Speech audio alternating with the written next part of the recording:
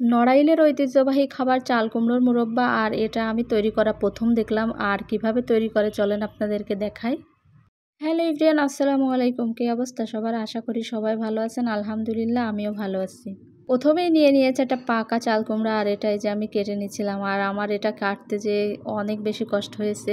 এভাবে বড় বড় পিস করে কেটে নিতে হবে, আর ভিতরের বীজগুলোও ফেলে দিতে হবে।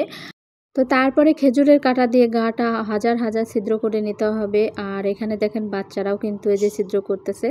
আর আমি শুধু দেখছিলাম, তো আমার হাজব্যান্ড আবার আমাকে শিখিয়ে দিচ্ছিল যে এভাবে ছিদ্র করতে হয়। পরে দেখেন আমি আবার কি করছি, এটা কাঁটা দিয়ে ছিদ্র করার পরে পিসটা এত বেশি তুলতুলে হয়ে গেছে, মানে বলার বাইরে।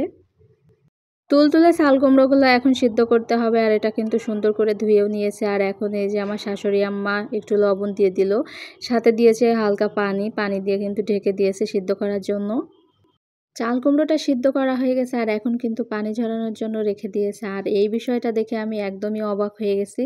একদমই পানি থাকবে না তার জন্য কিন্তু দেখেন এই যে পাটা চাপা দিয়ে রেখেছে।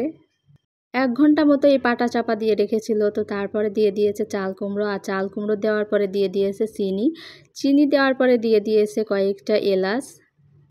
চিনি দেওয়ার পরে একদমই এই চাল কুমড়োটা আঠালো হয়ে যায়, আর প্রচুর পরিমাণে নাড়তে হয়। আমি একটু নেড়েছিলাম, আমার আবার হাত ব্যথা হয়ে গেছে। আসলে চিনি দেওয়ার ভিডিওটা আমার নিতে ভুল হয়েছে, মানে আমার মনে ছিল না, তার জন্য আপনাদেরকে দেখাতে পারলাম না, সরি। কিছু সময় রান্না করে নেওয়ার পরে যখন এরকম লাল লাল হয়ে যাবে, আর যখন এরকম সাদা সাদা বুট পড়ে যাবে, তখন মনে করতে হবে যে হয়ে গেছে। আর এটা এখন নামিয়ে ফেলেছে। নামানোর পরে দেখেন যে এটা সুন্দর করে মেলে দিচ্ছিল, আর এটা আমি ফ্যানের বাতাসে রেখেছি। যাই হোক, ঠান্ডা হয়ে গেলে এভাবে গোল গোল করে নিতে হবে। আর এটা খেতে কিন্তু অনেক বেশি মজা হয়, মানে যারা মিষ্টি পছন্দ করেন তাদের কিন্তু অনেক প্রিয় একটা খাবার হতে পারে এই খাবারটা। আর এই মুরব্বা একবার বানালে কিন্তু অনেক দিন ধরে সংরক্ষণ করা যায়, ১-২ মাসেরও বেশি কিন্তু রেখে রেখে খাওয়া যায়। কে কে এই মুরব্বা খেয়েছেন অবশ্যই কমেন্ট করে জানাবেন। তো আজকের ভিডিও পর্যন্ত, সবাই ভালো থাকবেন, সুস্থ থাকবেন।